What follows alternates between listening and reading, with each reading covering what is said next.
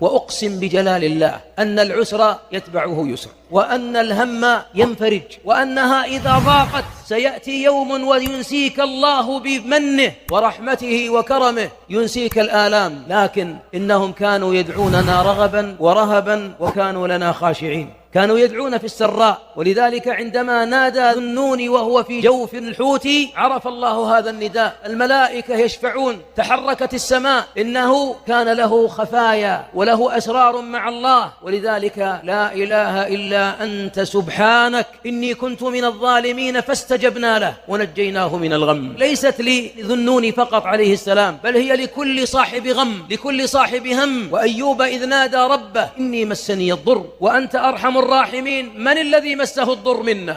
ليس رب أيوب فقط، بل هو ربك، فاستجبنا له وكشفنا ما به من ضر. الله يفرج الكرب. والعجيب أن الله إذا أحب عبدا صب عليه البلاء، لأننا في اليسر وفي الرخاء لربما تضعف عبادتنا ويقل تعلقنا. ولذلك أحبابي كما قال السلف: ابتلينا بالضراء فصبرنا وابتلينا بالسراء فلم نصبر. اعرف الله في الرخاء يعرفك في الشدة، وثق في الله. الذي ييأس من روح الله عبد لا يعرف الله. الأمور ترجع إلى الله، والمقادير بيد الله، وعاقبة الأمر إلى الله. فإذا كانت العاقبة بيده فلماذا تضجر؟ أعرابي قال له واعظ: ويلك من الله. قال: ومن سيقوم بحسابي بعد موتي؟ قال: الذي سيحاسبك هو الله. قال: أمنا فما عرفنا الخير إلا من الله. ما أجمل أن يعرف العبد ربه فيطمئن، وأن هذا الضيق الذي يأكل قلوب بعض عباد الله إنما هو كيد الشيطان. رجلا خسر في سوق الأسهم ملايين، وكان يأكل تمر ويضحك مع جواره، وآخر عشرات الألوف خسر، فكان يأتي للمشايخ: اقرأوا علي تكاد نفسي أن تخرج،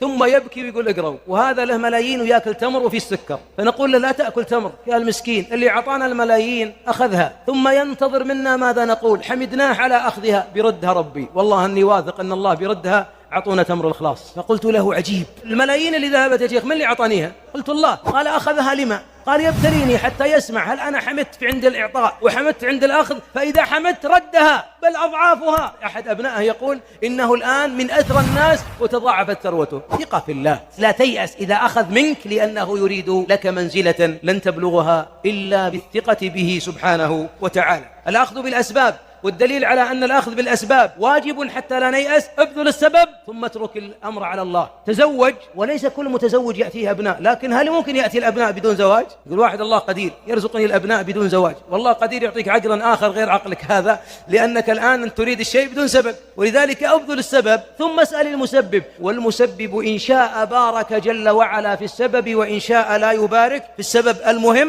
ألا أكون قاعدا. لكن اسمع الوصية عالم لعالم. قال: يا أبا فلان، قرأت في كتب السلف أن أنين المريض تكتبه الملائكة، فما أن بعدها. يخشى أن يئن فيفهم منه أنه يعترض على الله يوم أن سلب عافيته. وأيوب عندما طال البلاء به قالت زوجته: أنت نبي؟ ادعو الله. قال: حتى تستوي ابتلائي مع عافيتي. عافاني 40، إذا بلغت 40 ثانية بدينا ندعو. ما هذه النفوس؟ إنهم عرفوا الله.